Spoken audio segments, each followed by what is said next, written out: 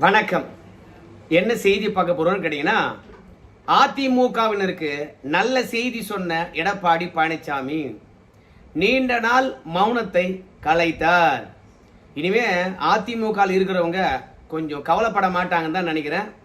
ஏன்னா நேற்று சேலத்தில் ஆலோசனை கூட்டம் நடத்தி முடித்துவிட்டு செய்தியாளர்களை சந்தித்தார். அப்படி செய்தியாளர் சந்திக்கின்ற பொழுது அதிமுகவிலிருந்து ஆட்கள் வெளியேறுகின்றார்கள்.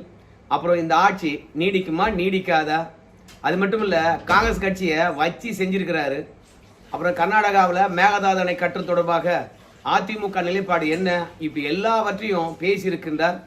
தலைமை எப்போது வெளியே வரும், தகுதியான பேச்சை எப்போ பேச போகிறாங்க, தொண்டர்களுடைய கவலையானது எப்போ தீரப்போகுது அப்படின்னு எல்லாரும் எதிர்பார்த்தாங்க. ஆனால் நேற்று எடப்பாடி பழனிசாமி அதிமுகவினர் எதிர்பார்த்த ஒரு நல்ல விஷயத்தை சொல்லியிருக்கிறாரு. அது என்னன்றத இந்த வீடியோவில் நம்ம விரிவாக பார்க்கலாம். ஆனால் அதற்கு முன்பாக இதுவரைக்கும் நம்ம சேனலை நீங்கள் சப்ஸ்கிரைப் பண்ணலைன்னா மறக்காம சப்ஸ்கிரைப் பண்ணிக்கிட்டு கொஞ்சம் சப்போர்ட் பண்ணுங்க. முதல்ல எடப்பாடி பழனிசாமி செய்தியாளர்களை சந்தித்தார். அப்போ ஒரு விஷயத்த சொல்ல வராரு, ஆனால் அவர் சொல்லவே இல்லைங்க, அப்படியே மறைச்சிட்டார். அவர் மறைத்தது என்னவா இருக்கும் அப்படின்னு நான் ஒன்று யோகம் பண்ணுறேன். அது என்னன்றத நீங்கள் கமெண்ட்ஸில் தெரிஞ்சா சொல்லுங்க. இப்போ எடப்பாடி பழனிசாமி அந்த மறைத்த விஷயத்தை பார்த்துட்டு வாங்க. தக்க வைக்கிறது இல்லைங்க, தக்க வைக்கிறதுங்கிறத தவறானது. ஒரு கட்சியில வெற்றி பெற்ற பிறகு இதுவரைக்கும் தமிழக வரலாறு இப்படிப்பட்ட நிலைமை இல்லை. இதுதான் முதல்ல நடக்குது. இன்னும் சொல்ல போனா நிறைய ஓப்பனா பேச முடியாது. இன்றைக்கு அது சொல்லக்கூடாது, அதை நம்ம பிறகு சொல்ல. சில விஷயங்களை சொல்ல முடியும், சில விஷயங்களை சொல்ல முடியாது. என்ன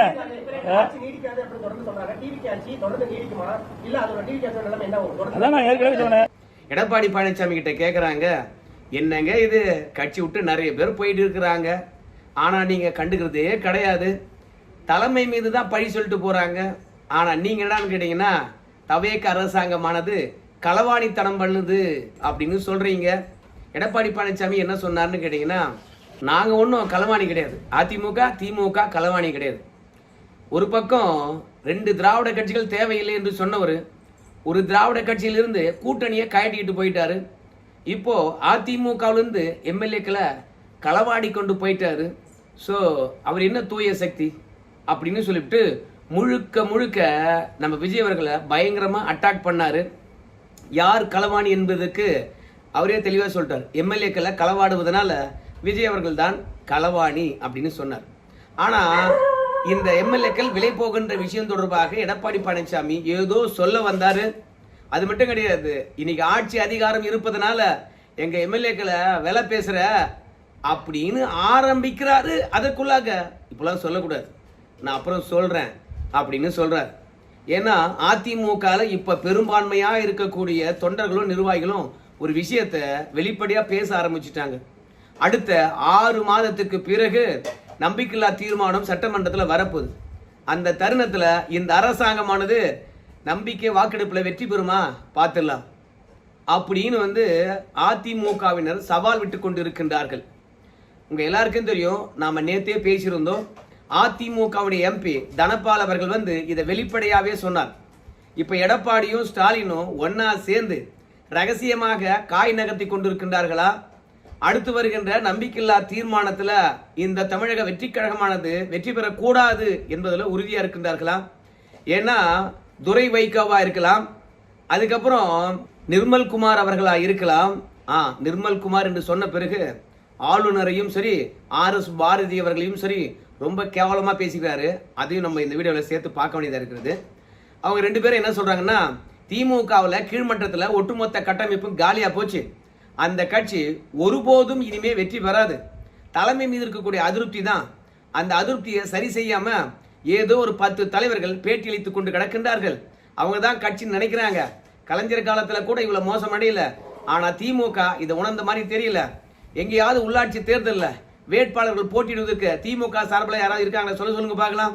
ஒன்றிய செயலாளர், கிளை செயலாளர், பகுதி செயலாளர், நகர செயலாளர் என்று சொல்லிட்டு ஒவ்வொரு செயலாளரும் எங்க கட்சிக்கு வந்துட்டாங்க, திமுக கீழ்மட்டத்தில் மொத்தமா அழிஞ்சுது அப்படின்னு சொல்லியிருக்கின்றார்கள். இப்படி விஜய் அவர்களால் அதிமுக திமுக இரண்டும் மௌனமாக கரைந்து கொண்டே இருக்கு. இதை தடுத்து நிறுத்தணும்னா இந்த ஆட்சிக்கு வேட்டு வச்சாதான் முடியும் அப்படின்னு எடப்பாடியும் அதோட ஸ்டாலின் அவர்களும் முடிவு பண்ணிட்டாங்களா என்னவோ தெரியல. ஏதோ ஒரு வேலை பார்க்குறாங்க. அந்த வேலையை வெளியே சொல்லக்கூடாது, ரகசியம் காக்கப்பட வேண்டும் என்று எடப்பாடி பழனிசாமி நினைச்சிருக்கிறார். அதனால தான் செய்தியாளர்கிட்ட உடைச்சி சொல்லலான்னு வராரு. ஆனால் சொல்லாம அப்படியே முழுங்குறார். ஸோ மொத்தத்தில் தவேக ஆட்சிக்கு எதிராக ஏதோ ஆதாரங்களையோ இல்லை ஆப்போ ரெடி பண்ணிட்டு இருக்காங்க அப்படின்றது மட்டும் நல்லா தெரியுது. இல்லைன்னா எடப்பாடி பழனிசாமி உடைச்சி பேசக்கூடியவர் தான். அப்படி இல்லைன்னு வச்சுக்கலாம், எடப்பாடி பழனிசாமி சொல்லாதது என்னவா இருக்கும் என்று நான் நினைக்கிறேன்னா, அவங்கெல்லாம் ஏன் அணி மாறினாங்க என்ற விஷயமானது எனக்கு தெரியும். ஏன் தெரியுமா? என்கிட்ட தானே ஏற்கனவே வந்து தவேகவுடன் கூட்டணி வைக்கணும்னு சொல்லிட்டு சொன்னாங்க. நான் தானே வேணான்னு சொன்னேன். அந்த தருணத்தில் தவேகா என்ன மாதிரியான உறுதிமொழியெல்லாம் அளிச்சது எனக்கு தெரியாதேண்ணா. அதனால அதையெல்லாம் இப்போ வெளியே சொல்லக்கூடாது. நேரம் வரும்போது சொல்கிறேன். தவேகாக்காரங்க எந்த அளவுக்கு குதிரை பேரத்தை வேகமாக செய்கிறாங்க, அதன் மூலமாக என்ன மாதிரி ஆப்பை சந்திக்க போகிறாங்கன்றதெல்லாம் கொஞ்சம் காலத்துக்கு பிறகு சொல்கிறேன் அப்படின்னு சொல்ல வராரா என்னமோ தெரியல. ஆனால் எடப்பாடி பழனிசாமி காக்கின்ற ரகசியம் என்னவா இருக்கும் என்பது உங்களுக்கு தெரிஞ்சா சொல்லுங்க. சொல்லாம மறைத்தது ஏன், அப்படி சொல்லிவிட்டால் யாருக்கு பாதகம் அப்படின்றதெல்லாம் உங்ககிட்ட தான் நான் கருத்து கேட்கிறேன். ரெண்டாவது, இந்த ஆட்சி நீடிக்குமா அப்படின்னு பார்க்கும்போது எடப்பாடி பழனிசாமி தெளிவாகவே சொல்றாரு, இது பொய்க்கால் அரசு. ஏன்னு கேட்டீங்கன்னா 3 கால் தான் அவருது, 4வது கால் திமுக கூட்டணியில இருந்தவங்க போய் சப்போர்ட் பண்ணிட்டு இருக்காங்க. அதுக்கு தான் எடப்பாடி பழனிசாமி சொல்லுவாரு, அங்க கேமரா ஸ்டாண்ட் வச்சுக்கிட்டு நிருபர்கள் பேட்டி கண்டு கொண்டு இருப்பார்கள். அதை பார்த்த உடனே எடப்பாடி பழனிசாமி சொல்லுவாரு, கேமரா ஸ்டாண்ட் வச்சிருக்கீங்க, இங்க 3 கால்கள் நின்று இருக்குது, இந்த 3 கால்கள் இல்லாம ஒரு கால் எடுத்துட்டுமா என்ன ஆகும்? கவுந்துரும் இல்லையா? அதே மாதிரிதான் இன்னைக்கு திமுகவிலிருந்து போனவங்க எல்லாம் முரண்பட்ட கருத்தை தெரிவித்துக் கொண்டே இருக்கின்றார்கள். 5 ஆண்டு காலம் ஆதரவளிப்போம் என்று சொல்லுகின்ற கூட்டணி கட்சிகளை பொறுத்த வரைக்கும் திமுகவுடன் ஏன் உறவு, திமுகவுடன் ஏன் நெருக்கத்தில் இருக்கணும்? ஸ்டாலின் அவர்கள் என்ன மாபெரும் தலைவரா? ஸ்டாலினுடன் நட்புடன் இருந்துகிட்டு நாங்க தவேகாவுக்கு ஆதரவளிக்கின்றோம் என்றால் இந்த அரசாங்கம் தினம் தினம் செத்து செத்து பிழைக்கதா இல்லையா? எப்போ என்ன பண்ணுவாங்கன்னு தெரியாதுல்ல. அனுதினமும் மாறுபட்ட கருத்தையே தெரிவிச்சிட்டு இருக்காங்க. அதுலயும் தவேக அரசாங்கத்துக்கு கொஞ்சம் மேலும் ஒத்து வராத முரண்பட்ட கருத்தையே தெரிவிச்சிருக்காங்க. என்ன முரண்பட்ட கருத்து என்று சொல்லுகின்ற போது, தவேகா ஒரு கட்சி, திமுக ஒரு கட்சி, ஆனா ரெண்டும் ஒரே கூட்டணியில் இருக்கணும் அப்படின்னு சொல்லிட்டு திமுக மற்றும் தவேகா எதிர்ப்ப அப்படியே நீத்து போற மாதிரி திருமாவளவன் போன்றவங்களாம் பேசியிருக்காங்க. ஸோ இப்படி முரண்பட்ட கருத்துக்கள் இருக்கின்ற போது எத்தனை நாளைக்கு நீடிக்கும்? என்னைக்காவது ஒரு நாளைக்கு அவை உடைந்து போய்விடும். அதுலயும் எடப்பாடி பழனிசாமி தெளிவாகவே சொல்றாரு, ஆட்சி அமைந்து 2 மாதங்கள் தான் ஆகுதுங்க, ஆனா அதற்குள்ளாக இத்தனை முரண்பாடான கருத்துக்கள். அனுதினமும் திருமாவளவன் அவர்கள் மாறுபட்ட கருத்து தெரிவிக்கின்றார். பே சண்முக அவர்களை பொறுத்த வரைக்கும் இந்த அரசாங்கத்துக்கு ஏன் அங்க சப்போர்ட் பண்றேன் தெரியுமா? கூட்டணிக்குள்ள இல்லைன்னு சொல்றார். ஏன் ஆளுநர் ஆட்சி வரக்கூடாது என்பதற்காகத்தான் நாங்கள் ஆதரவளிக்கின்றோம் என்று சொல்றார். அப்புறம் ஆளுநர் ஆட்சி கிடையாது, எடப்பாடியும் ஸ்டாலினும் ஒன்னா சேர்ந்து ஆட்சி அமைக்க போறாங்கன்னா கண்டிப்பா ஆதரவு அளிப்பாங்களா இல்லையா? அதைத்தான் எடப்பாடி பழனிசாமி சூசகமா சொல்றார். ஆளுநர் ஆட்சி வந்துவிடக் கூடாது என்பதற்காகத்தான் கம்யூனிஸ்ட் கட்சிகள் ஆதரவளிக்கின்றார்கள். அவர்கள் கூட உள்ளாட்சி தேர்தலில் தனித்து போட்டியிடலாமா என்று திங்க் பண்றாங்க. ஏன்னா ஸ்டாலினை பயங்கரமா விமர்சனம் பண்ணிட்டாங்க, அங்கேயும் போக முடியாது, அதனால தனித்து போட்டியிடலாமா என்று யோசிக்கின்றார்கள். தமிழக வெற்றி கழகமானது பாஜகவுக்கு ஆதரவா இருக்குது. பாஜக ஆதரவு நிலைப்பாட்டில் அவங்க செயல்படுகின்றார்கள். இது கம்யூனிஸ்ட் கட்சிக்கு கொஞ்சம் கூட ஏற்புடையது கிடையாது. மத்திய அரசாங்கத்துடைய திட்டங்கள் கொஞ்சம் கொஞ்சமாக இங்க நடைமுறைப்படுத்தப்படுகிறது. இப்போ யூஜிசியிலிருந்து ஒரு ஆளை துணைவேந்தர்கள் தேடுகின்ற குழுவில் இணைக்க போறாங்க. அதுக்காக ஒரு தனி சட்டத்தையே கொண்டு வரப்போது இந்த தவேக அரசாங்கம். இதை கம்யூனிஸ்ட் கட்சிகள் ஏற்றுக்கொள்ளுமா? ஏற்கனவே இருந்த அரசாங்கத்தை பொறுத்த வரைக்கும் துணைவேந்தர்கள் தேடுகின்ற குழுவில் மாநில அரசாங்கத்தை சார்ந்த 3 பேர் தான் இருப்பாங்க.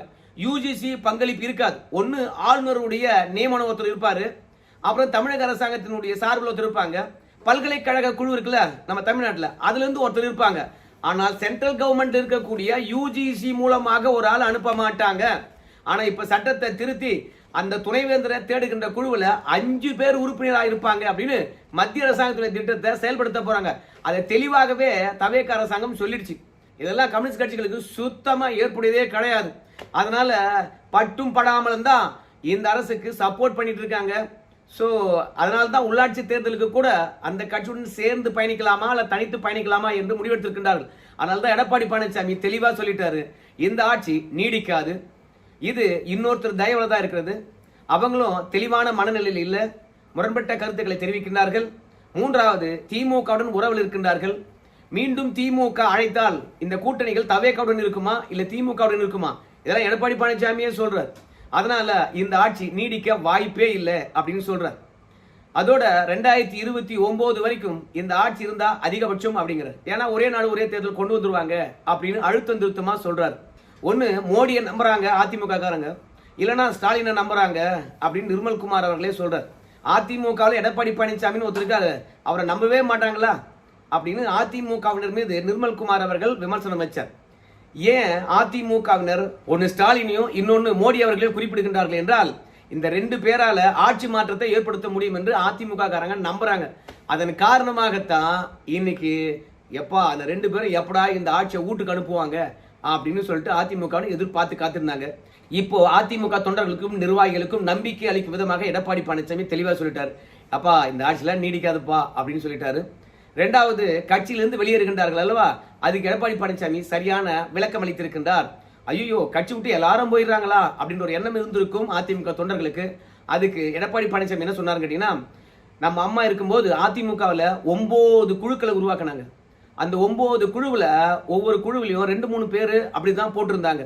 ஆனால் நாம் அப்படி கிடையாது, 100க்கும் மேற்பட்ட குழுக்களை உருவாக்கி இருக்கிறோம் தமிழ்நாடு முழுவதும் அதிமுகவை பலப்படுத்துறதுக்கு. அந்த குழுவில் ஒவ்வொரு குழுவிலையும் சரி 100க்கும் மேற்பட்டவர்களை சேர்த்திருக்கும். இப்படி அதிமுகவை ஒவ்வொரு மண்டலத்திலையும் ஒரு குழுவை போட்டு அந்த குழுவில் 100க்கும் மேற்பட்டவர்களை பொறுப்பாளராக போட்டிருக்கோம். ஸோ அதுல இருந்து சில பொறுப்பாளர்கள் வேற கட்சிக்கு போவாங்க. அதனால அதிமுகவே அந்த கட்சிக்கு போயிட்ட மாதிரியே இங்க ஃபீலிங்ஸ். நீங்களும் உண்மை என்னன்னு தெரியாம செய்தி போட்டுட்டே இருக்கிறீங்க. அம்மா தான் 9 குழு போட்டாங்க, நம்ம 100க்கும் மேற்பட்ட குழுவை போட்டிருக்கோம். அதனால அதிமுக எந்த இடத்துலயும் கரைந்து போய் விடல. அப்படிதான் எதிர்கட்சிகள் சொல்லட்டுமே, எங்களை பலவீனமா நினைக்கட்டுமே, பார்த்துக்கிறோம் பாரு ஒரு கை அப்படின்னு சவால் தான் விட்டு இருக்கின்றார்.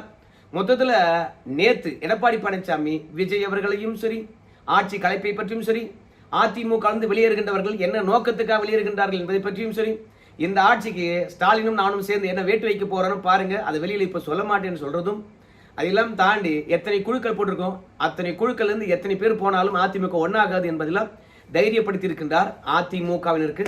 இதெல்லாம் அதிமுகவினர் நம்பிக்கையுடன் அந்த கட்சியில பயணிப்பதற்கான ஒரு நல்ல செய்தியா இருக்கும் என்று நான் நினைக்கிறேன். அதை தாண்டி நம்முடைய நிர்மல்குமார் அவர்கள் சில விஷயத்தை சொல்றாரு, கேட்டுவாங்க. சிபிஐக்கு கடிதம் எழுதுறா ஆர்எஸ் பாரதிக்கு தெரியுமில்ல சிபிஐ எப்படி டேக் ஓவர் பண்ணுவாங்க. சிபிஐ இங்க டேக் ஓவர் பண்ணக்கூடாது, அவங்க தானே சட்டம் கொண்டு வந்தாங்க, அவங்க தானே பாஸ் பண்ணாங்க.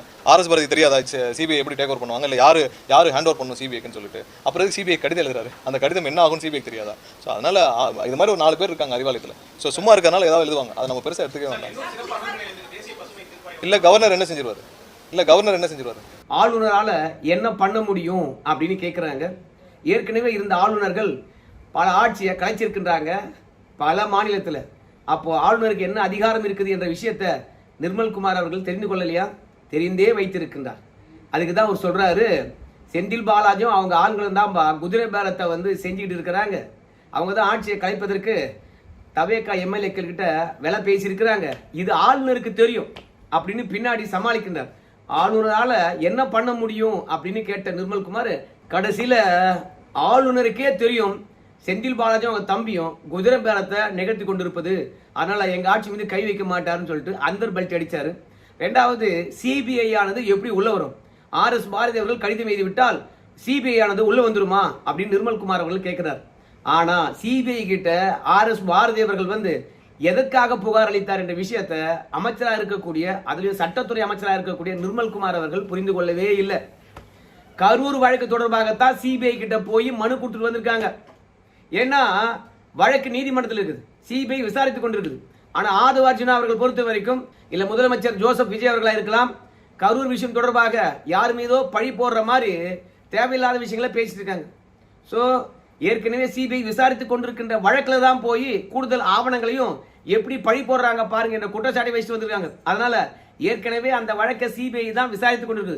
அதனால மாநில அரசாங்கமானது சிபிஐக்கு அனுமதி அளிக்க வேண்டிய அவசியம் கிடையாது, நீதிமன்றத்துக்கு சிபிஐ போக வேண்டிய அவசியம் கிடையாது. புது வழக்குக்கு தான் மாநில அரசாங்கமானது அனுமதி அளிக்கணும், நீதிமன்றம் அனுமதி அளிக்க வேண்டும். ஏற்கனவே கரூர் வழக்கு தான் விசாரித்துக் கொண்டிருக்குது. அதனால சிபிஐ ஆனது எப்போது வேண்டுமானாலும் நிர்மல்குமார் வீட்டையோ இல்ல கரூர் வழக்கில் யாரெல்லாம் சம்பந்தப்பட்டிருக்காங்களோ அவங்க வீட்டை தட்டும். அதனால ஆர்எஸ் பாரதி தெரிஞ்சுதான் போய் புகார் அளிச்சிருக்கின்றார். நாட்டில் எத்தனையோ பிரச்சனை இருக்குது. எதிர்கட்சியில குறை சொல்றதுலயே காலத்தை கழித்து கொண்டிருக்கின்றார்கள். எதிர்கட்சி ஆட்களை எப்படிலாம் பிடிக்கலாம், எப்படிலாம் உள்ளாட்சி தேர்தலில் வேட்பாளரை நிறுத்தலாம், அப்படியே கணக்கு. அதுதான் எடப்பாடி பழனிசாமி சொல்லிட்டாரு, இனி இந்த ஆட்சிக்கு ஆயுள் காலம் குறைவு. ஒன்று தானா களையும், இல்லைனா நாங்களே தடியால் அடிச்சு களைச்சிடுவோம், கவலைப்படாதீங்கப்பா அதிமுக தொண்டர்களே அப்படின்னு சொல்லியிருக்கின்றார். அதை உடைச்சி பேசல, ரகசியம் காக்கின்றார். அந்த ரகசியம் என்ன என்பது விரைவில் நான் சொல்றேன்னு சொல்லியிருக்கின்றார். பொறுத்து வந்து பார்க்கலாம் என்ன ரகசியமா இருக்குன்னு சொல்லிவிட்டு. நன்றி நண்பர்களே.